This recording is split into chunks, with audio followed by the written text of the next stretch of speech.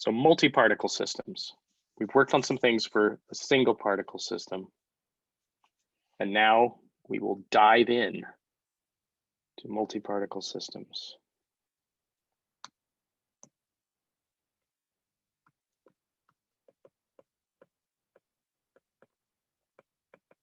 And we're still treating these as they're particles.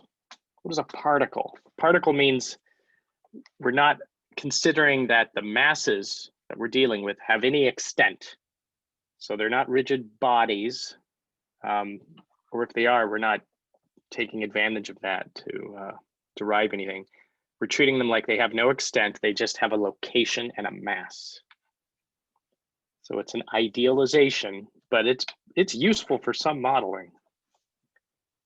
And this is following, we're in chapters 6 and 7 of Kasdin and Paley. My screen is really dimming. I have no idea why. It's in this incredibly bright light. Let me insert a figure. That's a nice figure.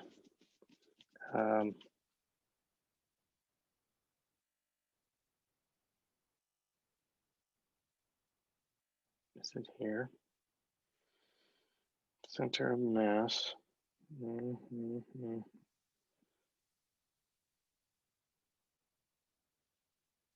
is it? This is it, collection of particles. This is a figure from the book. I think it's figure 6.1.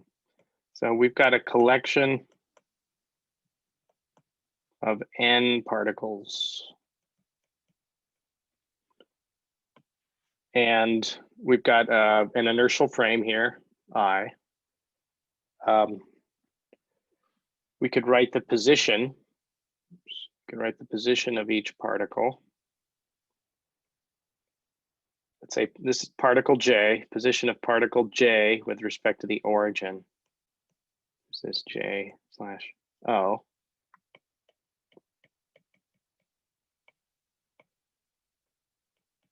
And I'll say particle J or mass J, probably interchangeably. So on particle J, we also have a force. We have got a total force. All right, is Fj. This is the total force on particle J. And we can decompose this into two types of forces. There's the external force, and then there's the force due to every other particle. So let's call this Fji.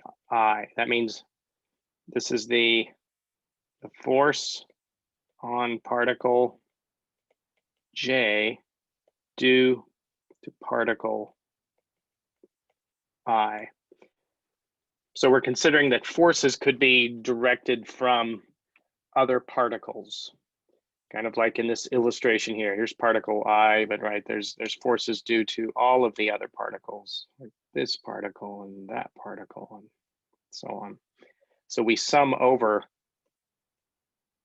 the index I. I goes from 1 to n, and we exclude the particle J.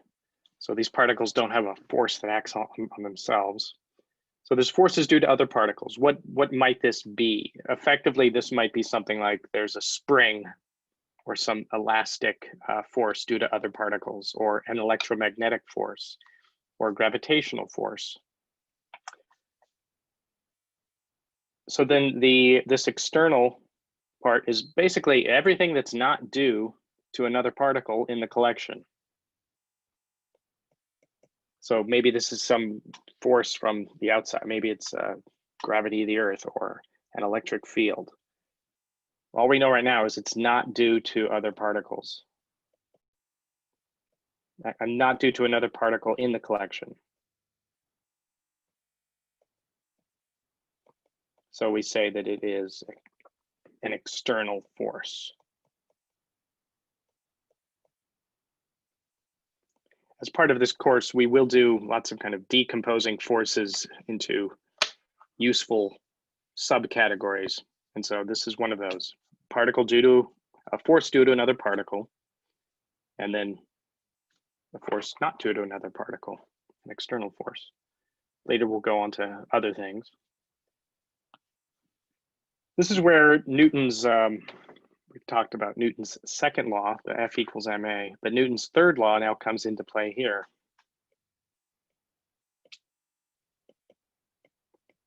Newton's third law states that the force, let's look at this particle here, particle I, instead of just particle J.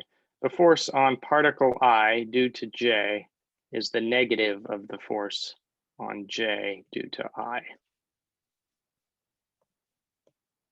So that becomes very simplifying because all of these forces come in these opposite pairs. And we'll use that later. But for now, let's write the equations of motion. The equations of motion, this will be Newton's second law. Let me do a little boundary around that. Newton's second law would be mass. So this, every particle has a mass. This is mass mj, right? This is mass mi. They all have a different mass, let's say. Possibly all the masses are equal, but mj, mass of particle j, times its inertial acceleration,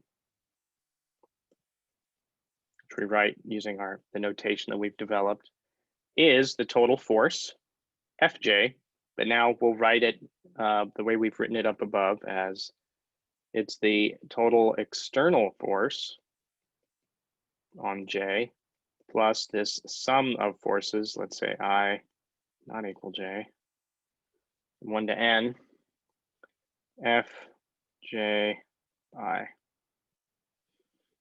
Maybe it's understood that particles don't have a force on themselves. There we go. So 1 to n. And that's the equation of motion for particle J. There's n of these, so here's the whole collection of equations of motion. So if this was in 3D, then we would have 3n second order ODEs for this system. We've got 3 times n, the number of particles, second order ODEs.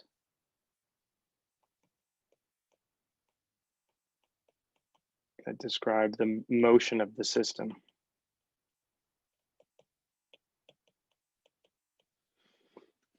Any questions so far?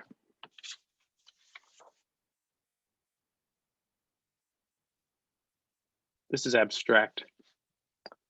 So let's do something concrete. We'll look at an example, and let's not look at n particles, let's look at 2. That's a good multi-particle situation to start with. Okay. And hopefully this will make some of these ideas a little bit more concrete. So this is example 6.2. I'll just move this up to the top of the screen. Example 6.2. The book calls it a crane. Sometimes also just called the cart-pendulum system. So we'll treat this as a 2-particle system.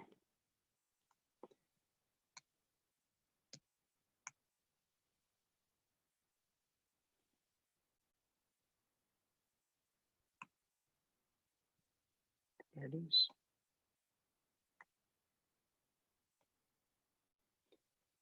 So this is the situation. You can see here we've got look over at the left, we've got a cart. This is just a mass that can slide laterally. You can go back and forth, and we'll use the coordinate x to measure that. And then attached to this particle, this cart, there's a pendulum. So there's a massless rod and then a mass at the end. It's a pendulum. And we'll use the angle theta, the coordinate theta, to describe where that is. So this two-particle system can be described by just the two coordinates x and theta. So x can change in time, theta can change in time. At the end of our calculation, we're going to want something like an equation for x double dot and theta double dot that then we could simulate. This kind of middle panel shows the reference frames that we'd be using. We would set up an inertial frame. So it kind of makes sense. Just, EX would be horizontal, EY vertical. Gravity's going down, so gravity is pointing in the negative EY direction. It might be useful at some point to have a frame that's attached to the pendulum. So we've also introduced this B frame here, where there's the ER direction kind of pointing toward from the cart to the pendulum. And then E theta is the unit vector that increases in the direction that theta is increasing. The last panel over here shows the free body diagram. And what do we have? Well, we've got the forces, on each particle, we have something. Because the cart is constrained to move laterally, think of it as kind of sliding on a table. There's a normal force keeping it from falling. There's gravity, which will be exactly balancing that normal force. We have the tension in the rod, and then negative the tension on the mass of the pendulum, and then also gravity on the pendulum. But let's now go through the calculation. So we've got the cart,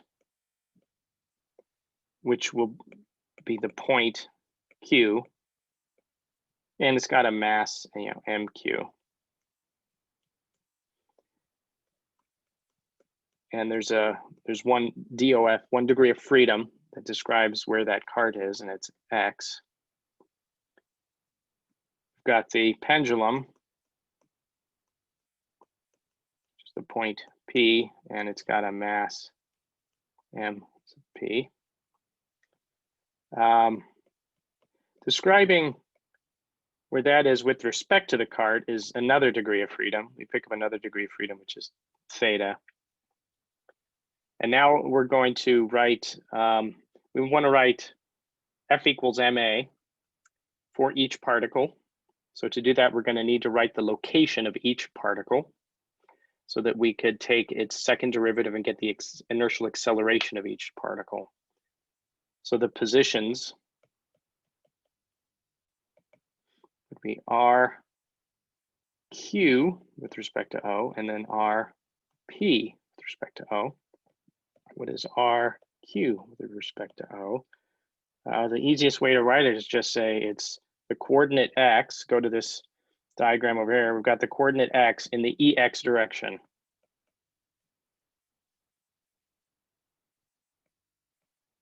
What about RPO? Well, if you're already, let me draw a little green vector. If we're already at this point, RQO, then if we go from that RP with respect to Q, going from O to P, RPO is RQO plus RPQ.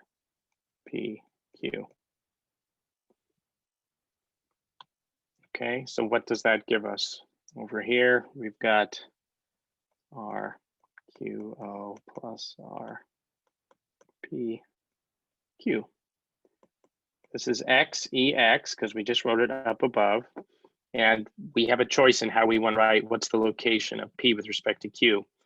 We'll say it's R. No, we used, because we need to say what the length of the pendulum is. The length of the pendulum is L, but that's a constant. So we're going L in the ER direction. So L doesn't change, but ER will change. And in the process of taking derivatives, we'll probably pick up some relationship with theta dot. So those are the positions. If you use the machinery that we've already developed for taking inertial derivatives, so here we take two inertial derivatives to get to the inertial accelerations.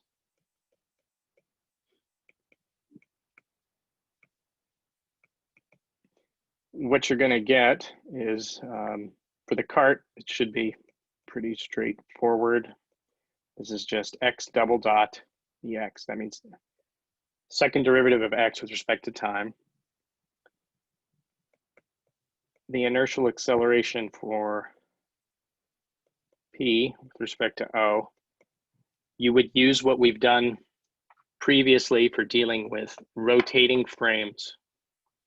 Right, we've got the B frame rotates with respect to the I frame. That angular velocity rate is theta dot, right? It's going this way. Use the right-hand rule. As theta increases, my thumb is pointing out of the screen. So there's this third vector pointing out of the screen. Let's call it E3. Then if you go through the cross products and everything, use the transport equation. I'll leave that to you as an exercise because we want to get to some result here.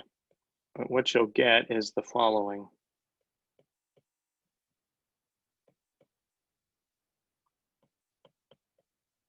And you might be alarmed because, oh, I've written the acceleration of the point P in some set of mixed coordinates. I mean, mixed frames, both the B frame and the I frame. That's okay. There's no reason I can't do that. If I want to put them all in the common frame, I would write EX in terms of the B frame, or I could write E theta and ER in terms of the EX and EY frame, pick up some cosines and sines of theta.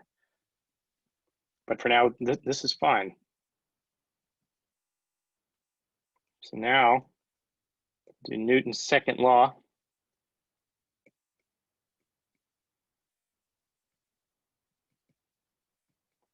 For the cart and the pendulum.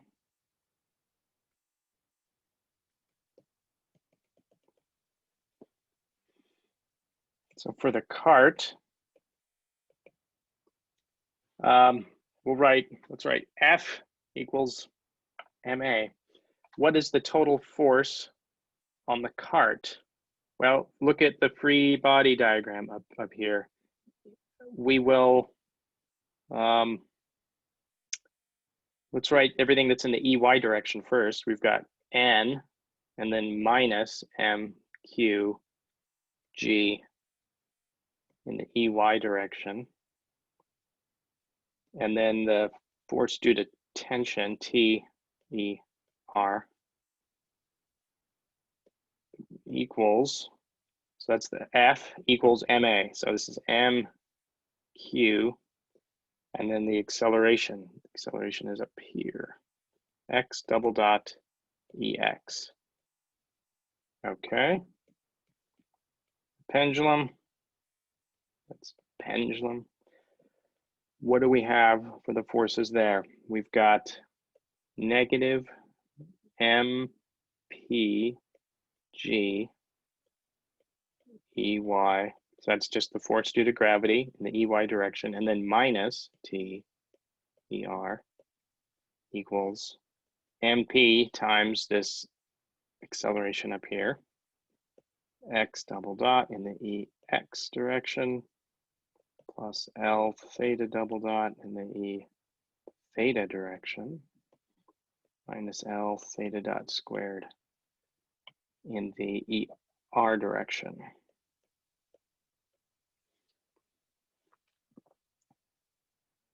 Okay, these are both we're looking at a 2D world, not a 3D world. Everything's happening in the plane. So we have two 2D vector equations.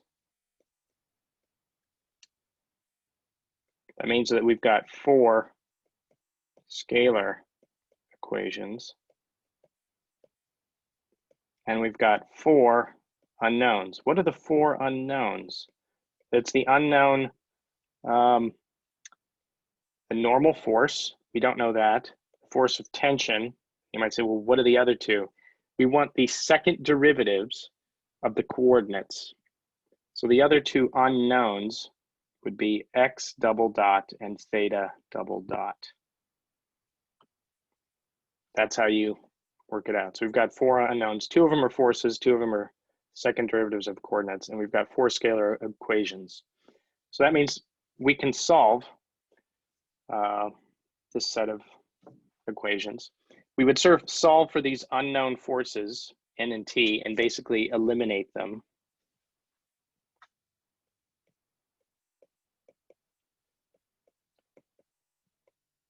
We can solve for n and t. And by eliminate them, that means you just substitute back in what they are in terms of everything else.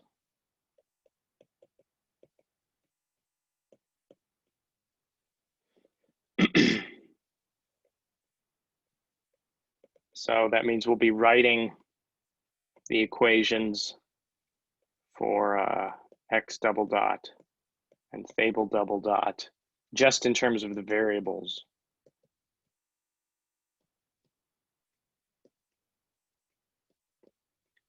Which would be like theta x, theta dot, x dot, and parameters. I consider parameters are things that aren't going to change in time. So here the parameters are the masses, mq, mp, the length of the pendulum, and the gravitational constant g. So we're not going to go through the laborious exercise of doing that. That's left to you as an exercise, partly because I'm going to jump to a simpler way to do things. But if you do all that, this is what you will get. 1 minus mp mq cosine squared theta. You might say, where are these cosines and sines coming from? It's from writing the coordinates in a common frame. So either, pardon me, either writing EX in terms of the B frame or B frame vectors in terms of the I frame.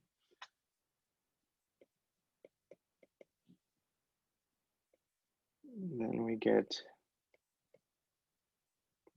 these things. I'm introducing something I call mg. Let's say mg is mq plus mp. That's a p. It's a total mass.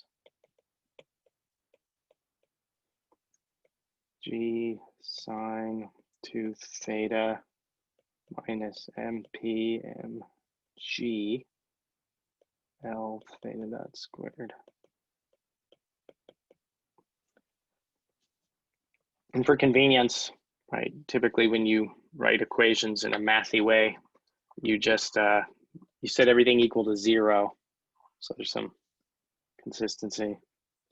That used to bother me, like, why are we just writing fancy? These are really fancy ways of writing 0, but it's just, it provides consistency. It doesn't mean that all the terms are individually 0.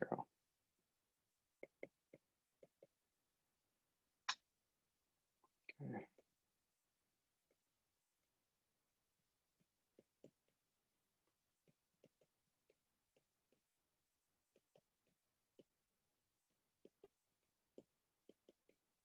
Okay, so these are some ODEs.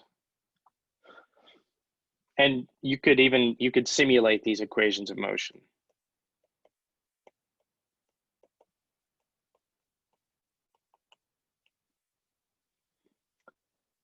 Using either maybe you'd write them in a Since they're second order ODEs, you need to write it in first order form.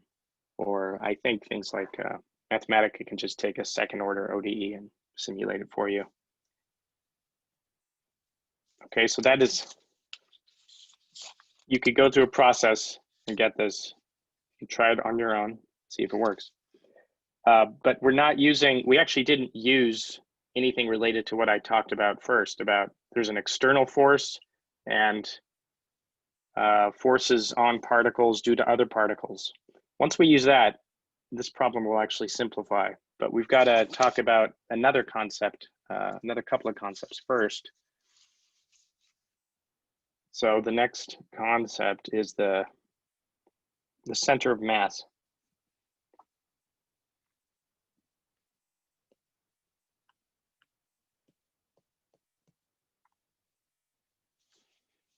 And this is the center of mass. For now, it's for a collection of particles, but eventually we'll use the idea of a center of mass for a rigid body or a collection of rigid bodies or whatever. So this is, if you're following along in that book, section 6.1.3, and let me get an image.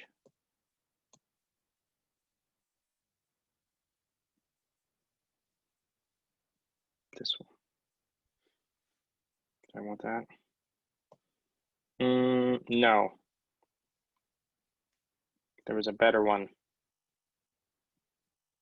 I think it's just shows it in 3D. That's all. That's the only difference, but I like it more. Okay, so this is the diagram that we're going to work with. The center of mass. So this thing, this vector, there's some point G, and usually we do this weird little symbol. We've got RG, there's a point G that we will call the center of mass of our collection of particles.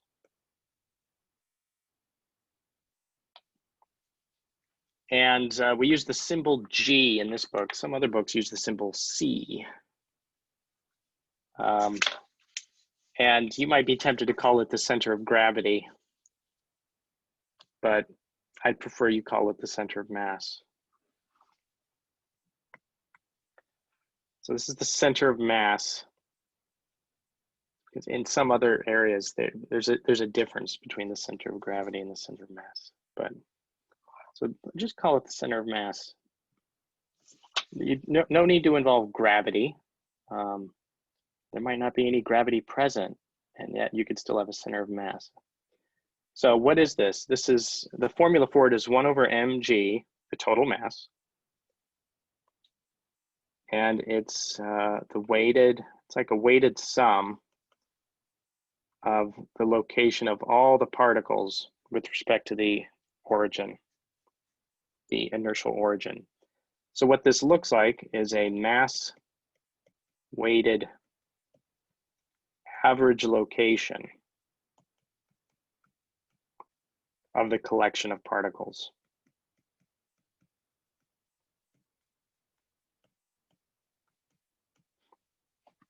And it might not be located at any one particle. It'll just be somewhere in the middle of the cloud. So think of this as a cloud or swarm of particles. There is some point that corresponds to the center of mass.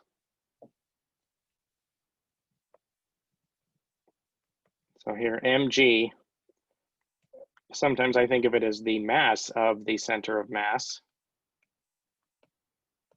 even though the center of mass is just some dynamical point. This is the total mass. This is just the sum of all the individual masses of the particles in the collection, right? So this has mass mi. So that's the center of mass.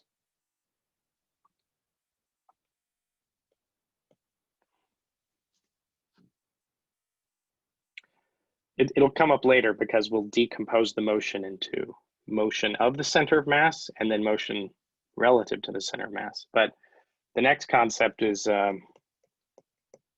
total linear momentum of the system.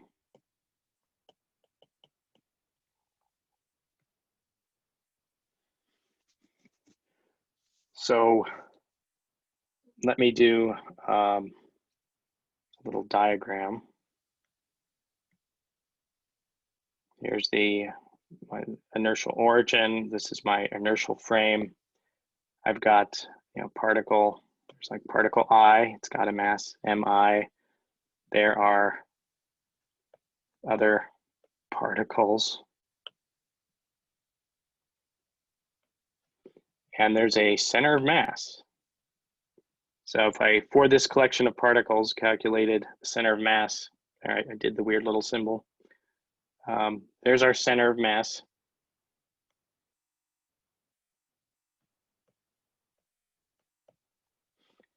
There's also the location of each individual particle.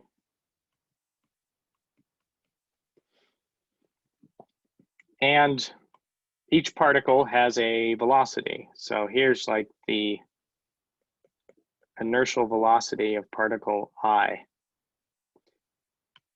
And when we talked about individual particles before, we said that a particle has a linear momentum. So here's the linear momentum vector for particle I. What's the linear momentum vector? It's just equal to the mass times the inertial velocity.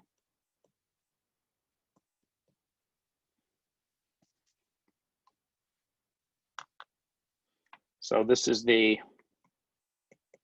linear momentum of mass I. The total linear momentum is just going to be a sum over these individual linear momenta.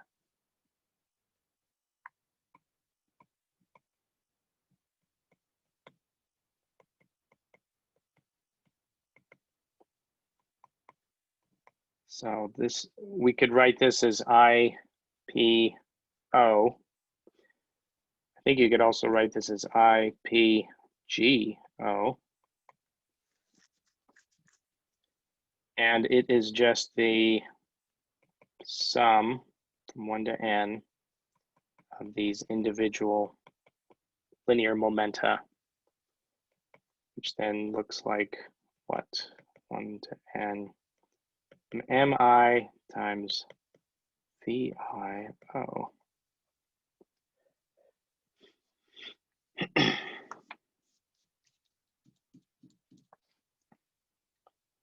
Okay, so we can kind of keep that in mind. We'll use that later. Right, each of these particles has a different moment. Here's like particle J, and maybe its momentum is going in some other direction. Okay. Now we want to, if you remember what we did when we had a single particle case, we wrote down, here's the total linear momentum of, or here's the linear momentum, and then here's its time rate of change. We want to do something similar here. We want to say, and maybe I'll kind of add this little piece. We want to be able to write the inertial derivative of the total linear momentum of the system. We want to write an ODE like that. And so we're going to have to go through some steps. So here are the steps.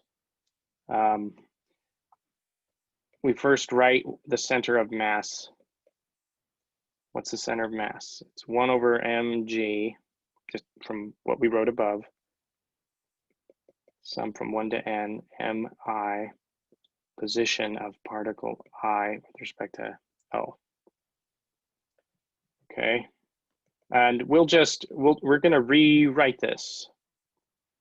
We're just going to rewrite it. We're going to move the mg to the left-hand side of that equation. We have mg r g o equals the sum from 1, it's a sum from 1 to n, mi, and now we'll write RIO in terms of the location, in terms of go from O to G, where's the center of mass, and then from G to I. So what is the location of particle I with respect to G?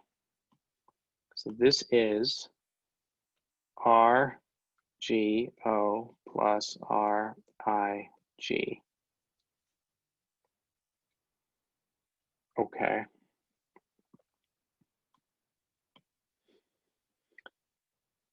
So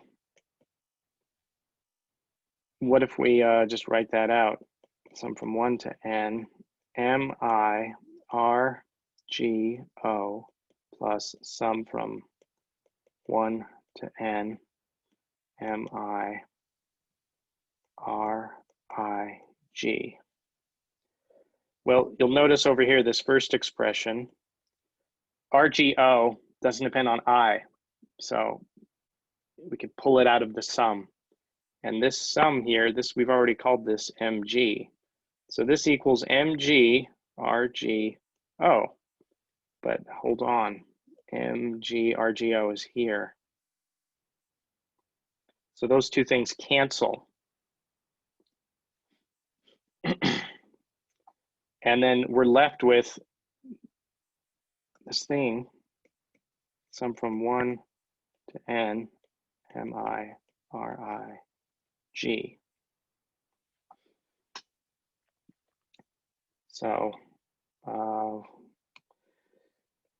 once we've defined what's the location of a particle with respect to the center of mass,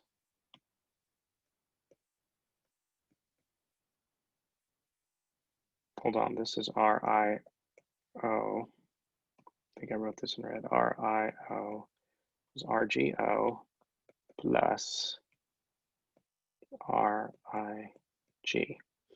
So this is the location with respect to G of particle I.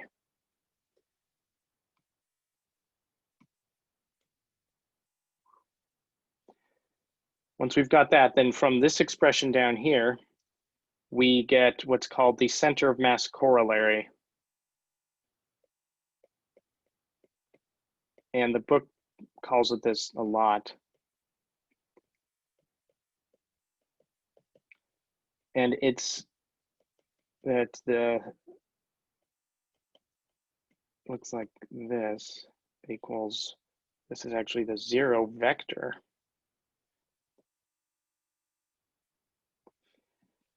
If you take the, with respect to the center of mass, if you take the weighted average location of the particles, you still get the center of mass. So you could think of it as there's another coordinate system that's centered at the center of mass. I don't know if you want to call this I sub G, but with respect to that coordinate system, G is the origin. So the center of mass is 0, it's the origin. So all this is saying, it sounds fancy to call it the center of mass corollary. It just means that the center of mass is the origin.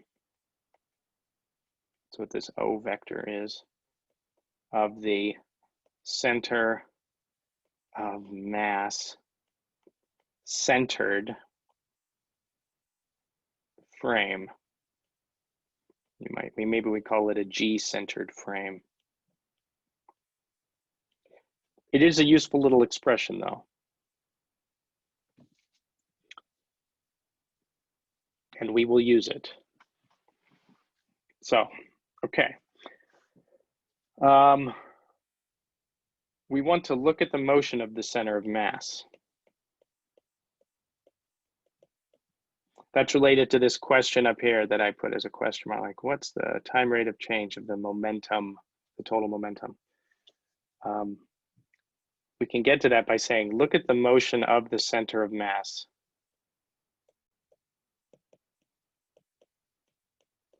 And this is page 197, just in case you're going to follow along later.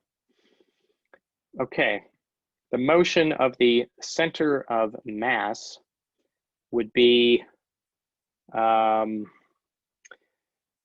we've got the position of the center of mass, right? It's this expression, this thing I've written, it's orange. Now just take two inertial time derivatives of that. You take two inertial time derivatives of it. So this is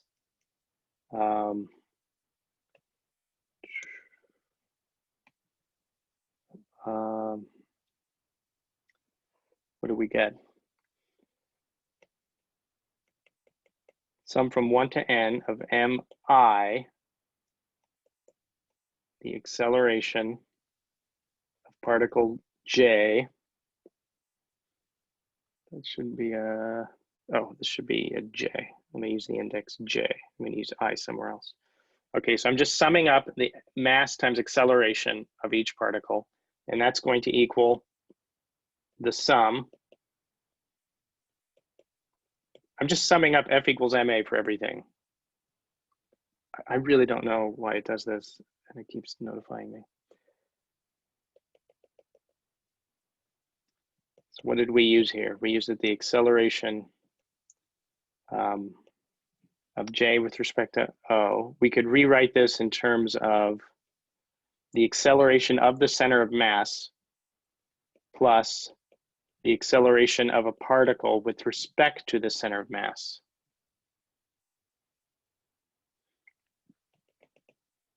So if we now just substitute in this expression,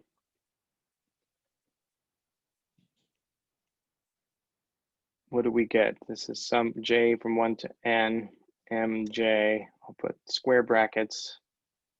Well, I'll just sort of pass it through square brackets. mj I, the acceleration of the center of mass, plus mj, acceleration of j with respect to the center of mass, equals, and now for this right-hand side, the total, the force on each particle, we're going to decompose it into the external force and then the forces due to other particles. So j goes from 1 to n. The external force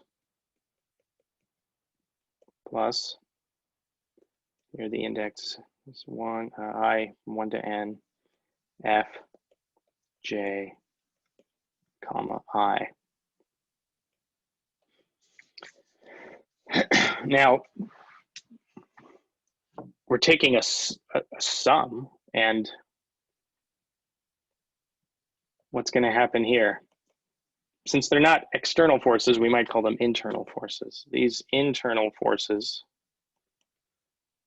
let me write it with proper English. These internal forces, if you recall from Newton's second law, or Newton's third law, equal and opposite reactions. These internal forces, these force terms will all cancel.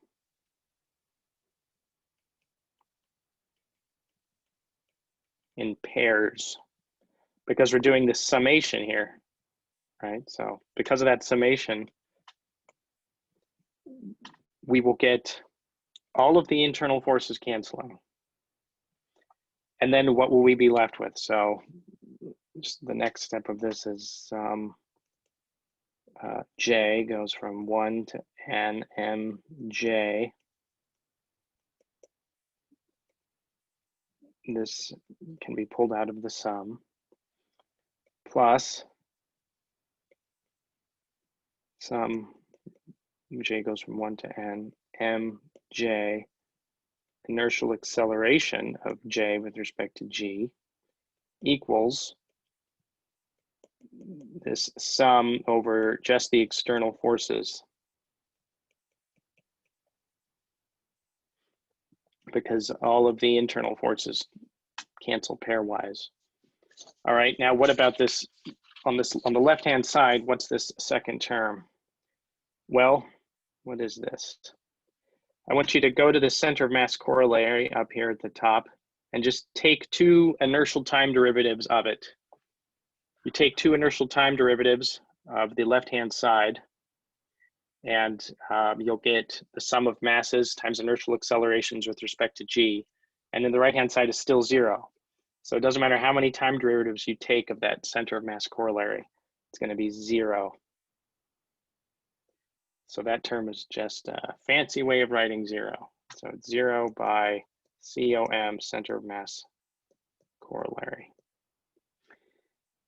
This term, we'll call this, it's the sum of the external forces on each particle. We will just give this sum a name. So this is the total external force on the collection of particles.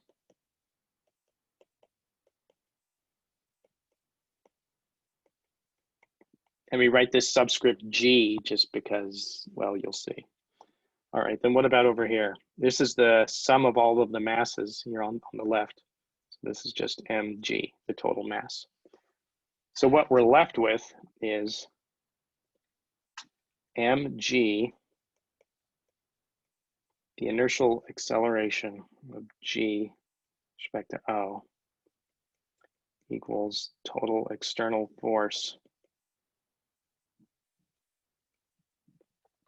It looks like ma equals F. So it looks like we just applied Newton's laws to the collection of particles, but there were some like weird miraculous things where stuff equaled 0. So it's not super obvious. This is sometimes called, if you look at the collection and kind of view it as a superparticle, this is the equation of motion for that superparticle. So it's called the, if it has a name at all, it's called the Superparticle Theorem. And what does it mean? It means that the center of mass, G, it moves according to this law, which looks like Newton's law.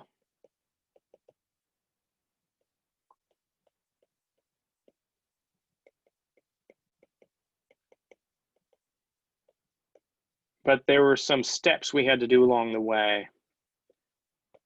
It looks like Newton's second law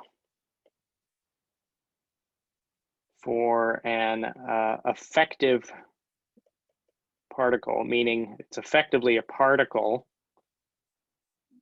G, with an effective mass, mg, and effective force, meaning for all practical purposes, that's what it seems like. It's a particle G with a mass mg and an effective force that looks like this external force.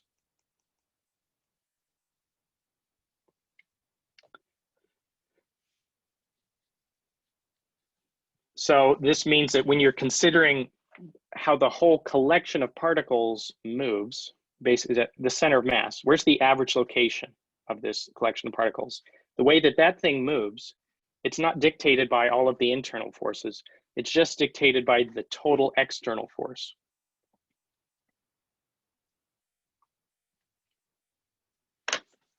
And we can write this in terms of the linear momentum of the center of mass, which is the same as the total linear momentum. So we can call this like the effective linear momentum of the center of mass, if you want. Linear momentum of the center of mass. We'll write this inertial G with respect to O. So this would be the, we'll just define it as the mass of this, effective particle G times the inertial velocity of this effective particle G. But then we know from the formula that defines the center of mass, this equals sum from I goes from 1 to n mi inertial velocity of particle I with respect to the origin. This is just the sum of the individual momenta, which is what up above we said is just the total linear momentum. And if you take the inertial derivative of this, you get the same as the left-hand side up here.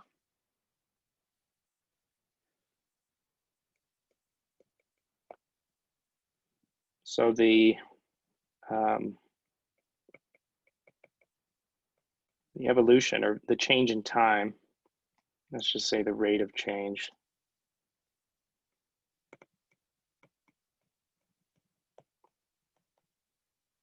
of this thing, this total momentum of the center of mass,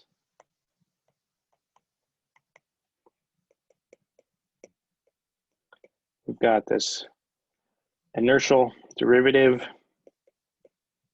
of the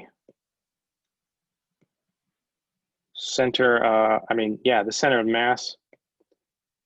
That gives us, it looks like the left-hand side of the superparticle equation up here.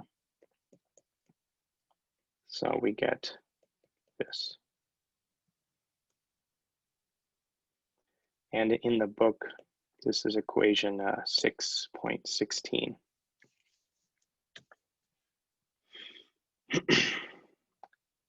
There's an important consequence to this, which is that if the total external force is 0, so there might be some external forces on individual particles, but as long as they cancel out, as long as the total external force is 0, then this linear momentum of the center of mass is a constant vector.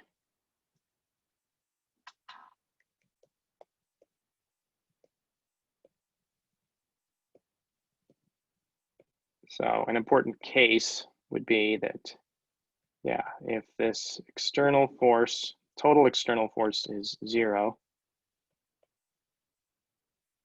so overall,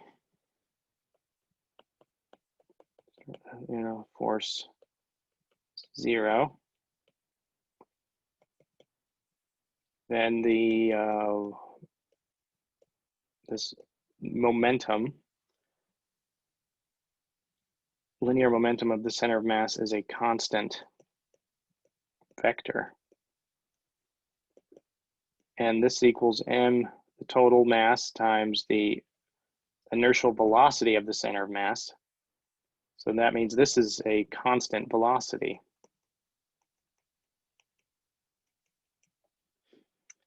And this is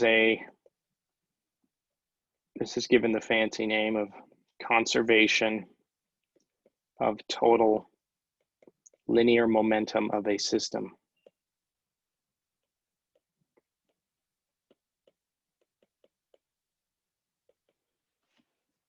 So to have conservation of total linear momentum in all the directions, you need that the total external force is 0. What does this mean? So if I were to give my impression of what this means, let me draw a collection of particles. Just sort of sketch. Here's a collection of particles. Here is somewhere in there, I don't know where, is the center of mass. And the center of mass has some initial velocity. And this is just going to keep on moving along that straight line. The center of mass will be. So even though all of these individual particles might be moving in different directions,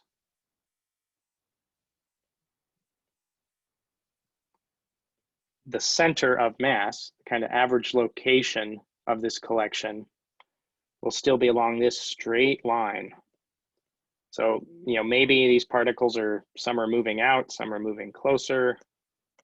Now I've just kind of drawn a situation where they're kind of all overall moving out. Maybe these magnitudes are changing too, but the center of mass is just still moving on a straight line, the same velocity.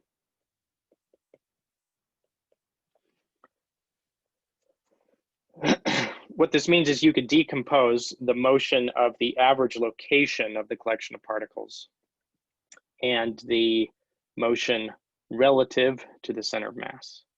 So how the particles are kind of swarming around the center of mass can be decomposed from how where is everything on average. That might be worth writing here. So motion of a multi-particle system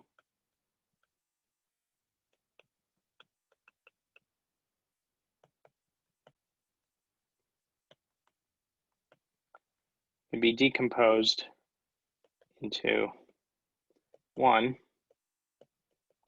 motion of the center of mass,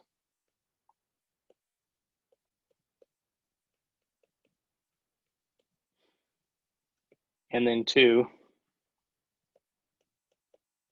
motion of particles in the collection relative to the center of mass.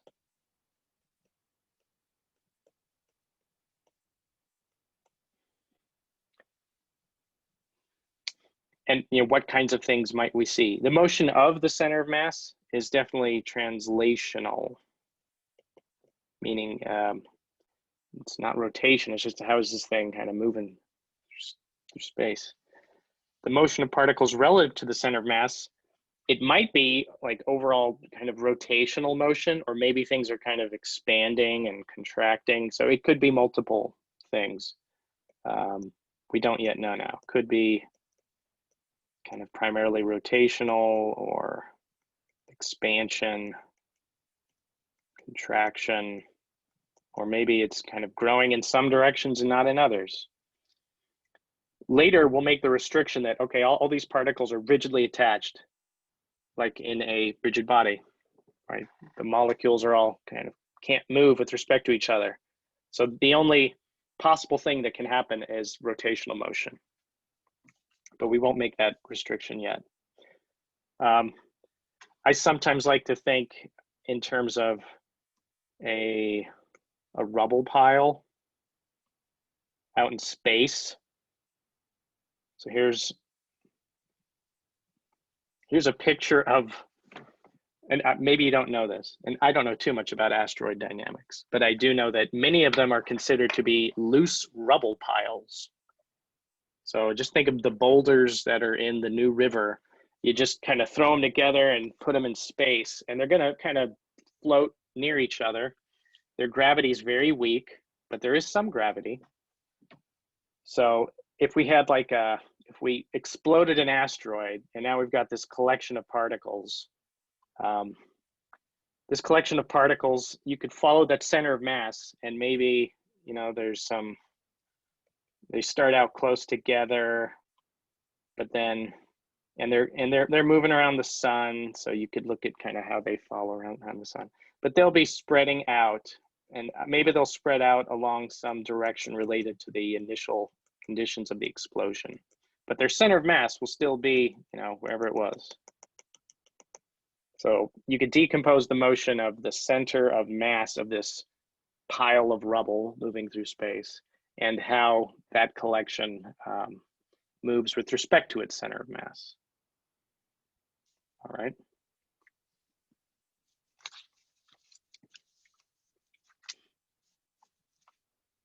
Okay.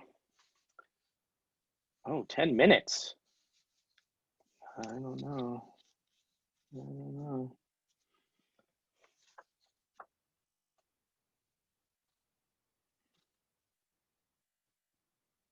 Yeah, I guess I should mention this because it's useful. Yeah. So when we do have an overall external force, a zero overall external force, so when F external, that's not a G, that's just a little symbol. So overall external force is 0.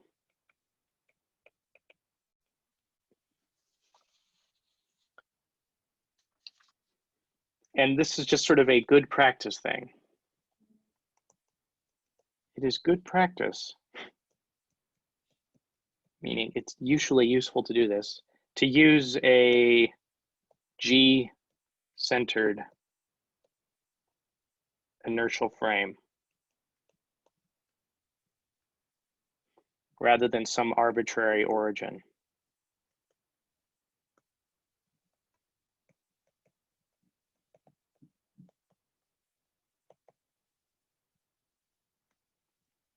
So I think there's a nice picture in the book that shows this.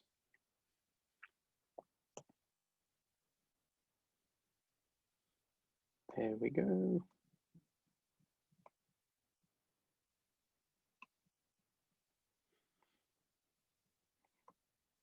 So in this case, we've got this B frame. I don't know why they didn't put, B3. So you could use the same kind of directions, E1, E2, and 3, just have it centered at the center of mass. So for this, based on this diagram, use the B frame.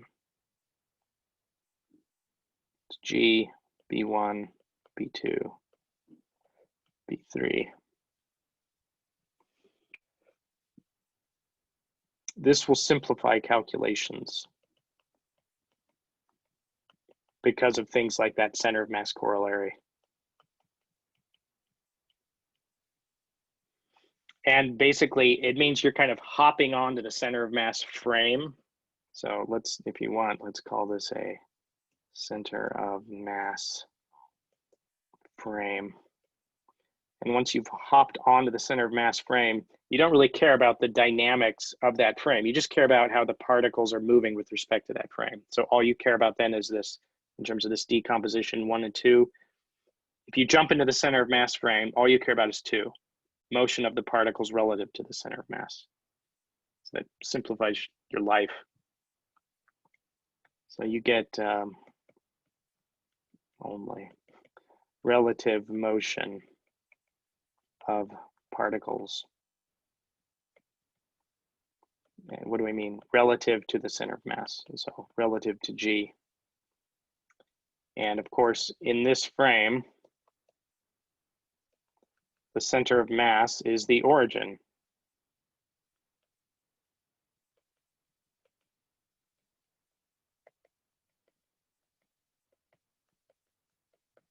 And that's due to the center of mass corollary. So sum from 1 to n of all of these masses times their position with respect to the center of mass equals 0. This is, in the B frame, in the center of mass centered frame. And what would be a, how is this useful? Suppose let's just look at an example where I've got n equals to 2 particles.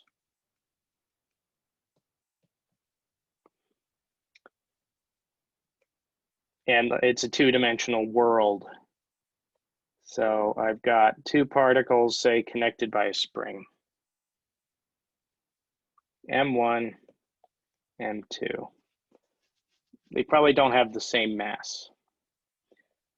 But instead of writing the dynamics with respect to some kind of arbitrary inertial frame, I should find out where the center of mass is. And once I've found that center of mass, I don't know, let's say it's here.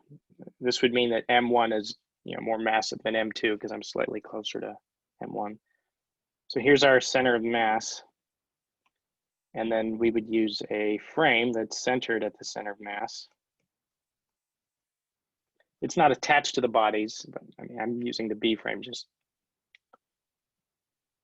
to be difficult, maybe. No, not really. Okay, so this is our position of particle 2 with respect to G. And this is position of particle 1 with respect to g. We've got that m1 r1g plus m2 r2g equals 0. That's just a restatement of the center of mass corollary, but with the case of two particles. And what's so great about this? Well, I could rewrite this is m2 r2g equals negative m1 r1g. What's good about this? This means I only have to solve for the motion of particle 1. And then according to this equation, I pick up how particle 2 moves. It looks like some kind of weird reflection of particle 1, but with the ratio of the masses.